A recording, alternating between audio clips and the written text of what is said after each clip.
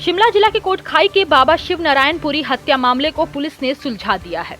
पहले अपहरण और फिर हत्या करने की साजिश बाबा ने अनुयायी रविंद्र आत्मानंद पुरी ने रची थी।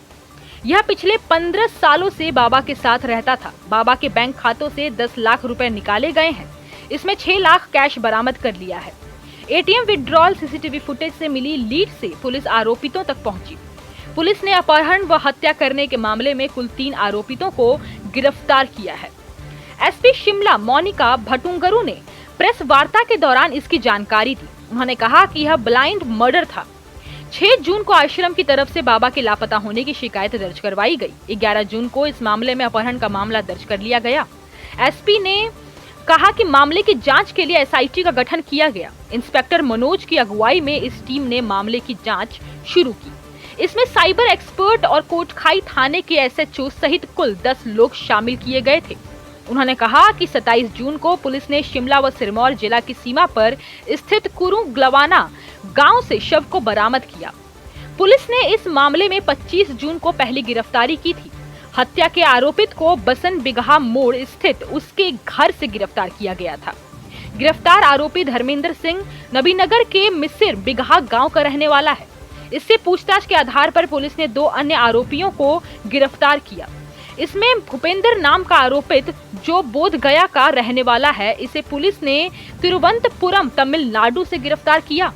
यह बिहार से भागकर वहां छुपा हुआ था, जबकि रविंद्र उर्फ आत्मानंद पुरी को बरेली से गिरफ्तार किया गया।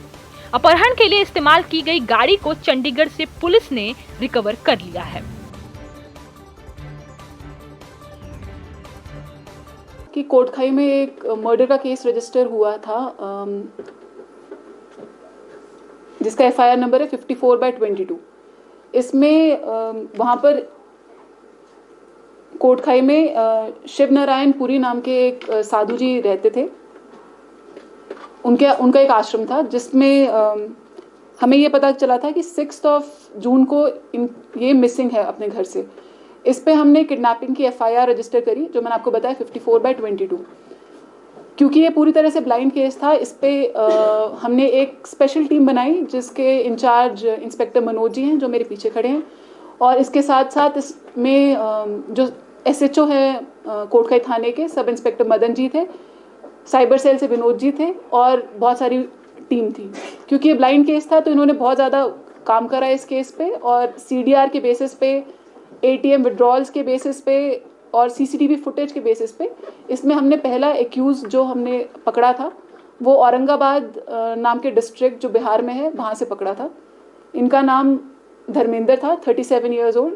इनको हमने 25 जून को पकड़ा था, और इनसे इंटेरोगेशन करने पे इन्होंने ये डिस्क्लोज किया था कि जो विक्टिम है वो सिर्फ किडनैप नहीं हुए थे, उनका मर्डर भी कर दिया गया है।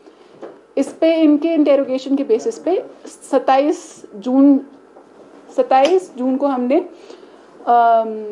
बॉडी की सर्च के लिए देखा था, और राजगढ़ से बॉडी रिकवर कर दी थी। ये बॉडी जैसे आपको मैंने बताया कि 6 तारीख को मिसिंग थी और 27 तारीख को जाके मिली थी, इसलिए काफ़ी डिकम्पोज बॉडी थी। इसके पोस्टमार्टम से पता चला कि जो कॉज ऑफ डेथ है वो स्ट्रैंगुलेशन है, गला दबा के उनका मर्डर किया गया था। इसके बाद जो पहले एक्यूज थे, उन्होंने हमें ये भी बताया कि इनके साथ 2 और लोग इन्वॉल्व थे। तो इनकी सर्च के लिए मल्टीपल टीम्स गई, और अलग अलग जगह जाके वो टीम्स सर्च ऑपरेशन कर रही थी। जो सेकंड एक्यूज थे भूपेंद्र, वो बोध गया के रहने वाले थे, बिहार के। इनको क्योंकि अपने घर से भाग चुके थे, इनको हमने तिरुपुर तमिलनाडु से अरेस्ट किया। वहाँ पर तमिलनाडु पुलिस ने हमें बहुत ज़्यादा सहयोग दिया इसके लिए। जो तीसरे और मेन एक्यूज थे रविंदर उर्फ आत्मानंद पुरी जी, ये भी एक साधु थे, और जो डिसीज्ड है उनके डिसाइपल, उनके शिष्य थे। इनको हमने अरेस्ट करा है बरेली से, यूपी से। और इस पूरे इन्वेस्टिगेशन में इन्होंने बहुत सारी चीज़ें डिस्क्लोज करी। जो डिसीज्ड है उनके घर से उनके एटीएम्स, उनके मोबाइल फ़ोन, उनकी जो गाड़ी थी, व्हीकल, ये सारी मिसिंग थी। कल परसों ही वो गाड़ी जो हमें चंडीगढ़ से रिकवर कर दी गई है। जो एटीएम्स जिनसे इन्होंने पैसे विड्रॉ करे थे, अराउंड 10 लाख पैसा इन्होंने जो डिसीज्ड है उनका निकाला था, उसमें से 6 लाख की रिकवरी हो चुकी है। बाकी रिकवरी भी विद टाइम हो जाएगी। इस पूरे केस के लिए मैं जो स्पेशल हमने जो टीम बनाई थी, SIT जो बनाई थी, उनको बहुत बहुत कंग्रेचुलेट करती हूँ कि बिल्कुल ब्लाइंड केस होते हुए भी दे वर्कड रियली हार्ड और बहुत मेहनत के साथ इन्होंने इस इंटरेस्टिंग और इस इम्पॉर्टेंट केस को क्रैक कर दिया। हिमाचल प्लस न्यूज के लिए शिमला से पुष्पेंद्र चौधरी की रिपोर्ट।